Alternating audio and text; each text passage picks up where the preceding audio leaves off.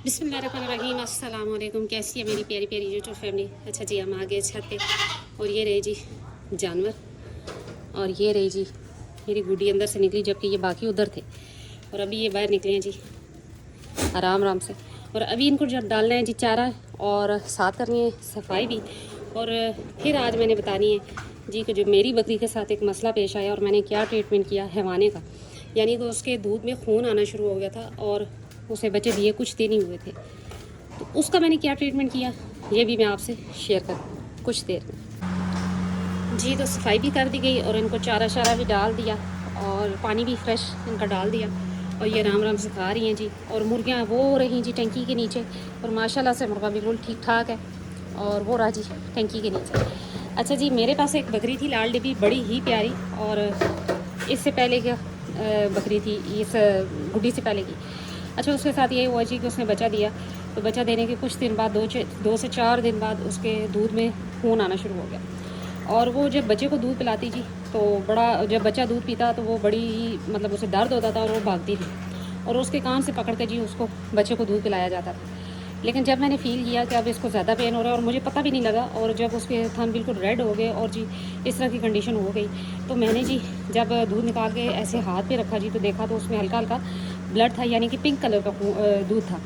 तो मैंने फिर ये जी किया कि मैं समझ गई और उसके बच्चे को दूसरी बकरी का दूध पिलाया जो कि मेरे पास मौजूद थी, यानी कि इसकी माँ थी गुड्डी की, तो उसका भी दूध था, तो उसको बच्चे को उसके नीचे कर दिया और उस बकरी का दूध मैं डेली निकालती। अब शुरू में मैंने देखा जी कि वो हाथ ही नहीं लगाने दे रही थी, उसको पेन था और थन जो है हल्के हल्के सूज भी गए थे। तो फिर मुझे समझ आई कि अगर मैं इस तरह हाथों से दबा के निकालूंगी तो जी इसको मज़ीद प्रॉब्लम बन सकती है, मज़ीद इसको तकलीफ भी होगी, साथ में जी इसका हैवाना जो है मज़ीद ख़राब होने का ख़दशा है।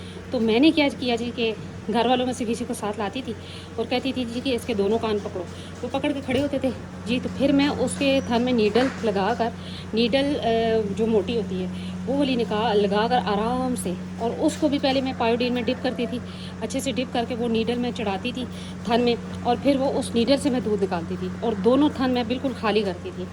अच्छा, फिर साथ मैंने क्या किया जी, बच्चा तो वो दे चुकी थी, साथ मैंने उसको अदरक लहसुन और काली जीरी वाला पराठा कह ले या रोटी कह ले, वो मैंने हफ्ता दी उसको लगातार। आधी चमची काली जीरी, आधी चमची 2 से 4 जो है वो लहसुन था, और इसी तरह थोड़ी सी अदरक को पीस के मैं उसके लिए रोटी बनाती, साथ में हल्दी भी ऐड करती थी और वो मैं उसको देती रही तकरीबन हफ्ता।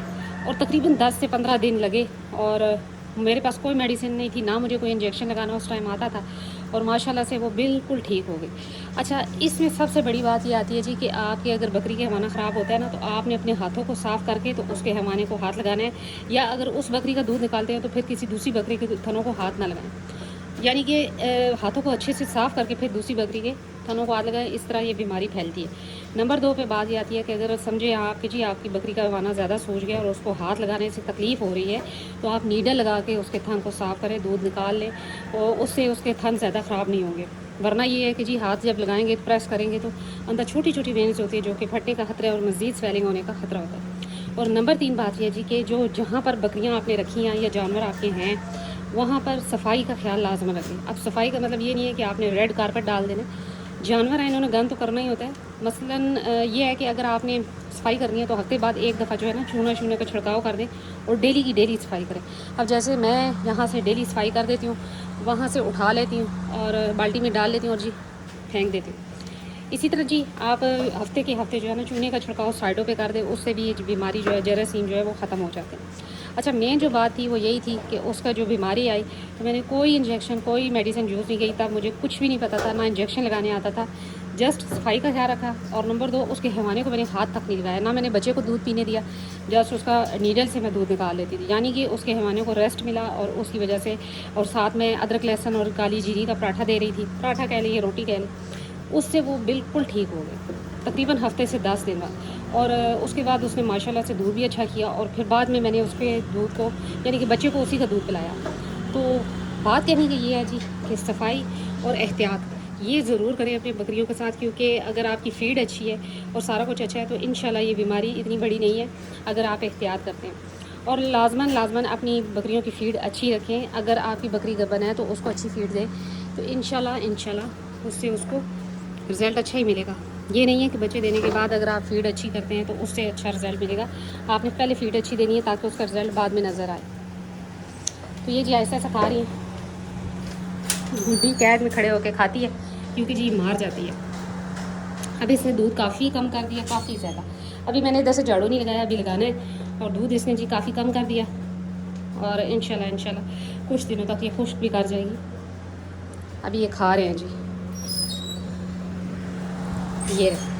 अच्छा माशाल्लाह से जी आज 2 से 3 दिन हो गए इनको काफ़ी ज़्यादा भूख लगी हुई है। मैं जिस टाइम आती हूँ तो इनके बर्तन बिल्कुल चट होते हैं। ये देखिए खुरली से भी ये खा गई, हालांकि पहले खुरली भी इनका पड़ा होता था। और माशाल्लाह से जी इनको भूख बड़ी सख्त लगी होती है। और अभी भी ये इसके शोर की आवाज़ आ रही थी, हालांकि मैं सही डाल कर गई थी खाना इनको, जो कि मेरा एक ख्याल था कि जी शाम तक पड़ा रहेगा। आ जाओ इधर। मुर्गियों को जी अपने रूम की आदत है, थोड़ा सा बैठेगी। कुकी भी आ गई जी मेरे पीछे। अच्छा कुकी ने क्या किया जी कि मैंने यहाँ पर बाजरा रखा और ये जी बड़े मज़े से चिड़िया पकड़ लेती है, कोई ना कोई परिंदा पकड़ लेती है। तो मुझे बड़ा अफसोस हुआ, मैंने अब बाजरा डाला ही नहीं है। मैंने सोचा कि चलें यहाँ से बर्तन उठा देते हैं। ये आराम से वो रहा जी मुर्गा। मुर्गा देखे बिल्कुल ठीक ठाक है माशाल्लाह से। और ये जो 3 सिरप मैंने बताए थे ये बेस्ट है मुर्गियों के लिए भी है। ये इंसानों वाले सिरप, लेकिन ये है कि मुर्गियों के लिए भी बेस्ट है। मैं इसी तरह टोटके चलाती रहती हूँ, यानी कि इंसानों की मेडिसिन जानवरों पे भी इस्तेमाल करती रहती हूँ। जैसे कि अगर किसी बकरी को बुखार हो जाता है जी तो ब्रूफिन का सिरप में दे देती हूँ। इसी तरह पैनाडोल की गोली दे देती हूँ। तो एकदम से कोई हैवी इंजेक्शन या हैवी मेडिसिन नहीं देती। और अल्लाह का बहुत करम है कि जी बिल्कुल ठीक ठाक है। और अभी जो इसको मसला बना था थोड़ा सा एलर्जी का, तो वही हुआ। बाकी तो अल्लाह का बहुत करम है कि बिल्कुल ठीक ठाक है। अच्छा ये जो मैंने अभी आपको बात बताई थी हैवाने की खराबी की, ये तकरीबन हर दूसरे शौकीन भाई का मसला है। हर दूसरे शौकीन भाई कह रहा होता है जी कि हमारी बकरियों के हैवाने ख़राब हो गए। तो सबसे बड़ी बात यह है कि अदरक लहसुन आप अपनी बकरियों की फीड में लाजमन रखें। साथ में अगर किसी बकरी को ये मसला आता है तो आप उसके हैवाने को जो है ना ज़ोर से दबा कर या दूध निकालने की कोशिश ना करें। थनों को बिल्कुल खाली करें, लेकिन नीडल के साथ। नीडल को भी पहले आपने पायोडीन में डिप करना है। पायोडीन में डिप करके लगानी है नीडल, और उसके बाद जी उस नीडल को धो के ही मायोडीन से साफ़ करके ही रखना है। और इसी तरह हैवाने को भी जी फिर बाद में ग्लाइसिन और पायोडीन वाला वो जो मैंने टोटका बताया जी वो आप अच्छे से लगा दें ताकि जरासीम और मक्खियाँ मेरा ना बैठे। ये देख लीजिए अभी इनको मैंने चारा डाला और अभी इन्होंने खाली कर दिया और अभी ये फिर से लड़ाई झगड़े कर रही हैं। अच्छा इस टाइम मैं इनको मिनरल मिक्सचर कैल्शियम पाउडर भी डाल देती हूँ। इसी टाइम भूख लगी होती है और ये खा भी लेती हैं, वरना ये खुशबू इनको आ जाए तो ये नहीं खाती है। तो जी अपनी बकरियों की सफाई का ख्याल रखें। साथ में जी आपने हैवाने के लिए जो मैंने आपको वो बताया है कि जी ग्लाइसिन और पायोडीन मिक्स करके रख लें। अगर बच्चा दूध पीता है, बच्चा जैसे ही दूध पी ले उसके बाद हैवाने पे थनों पे लगा दें।